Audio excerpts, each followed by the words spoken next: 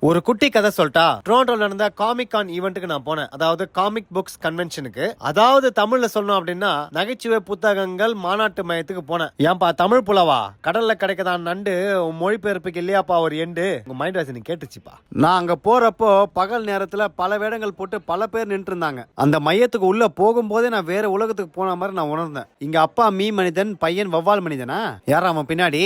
நம்ம ஒத்தக்கன் சிவராசன். நம்ம தாறுமாறா இருப்பாருன்னு பார்த்தா கொஞ்சம் வெயிட் போட்டுக்கிறாரு.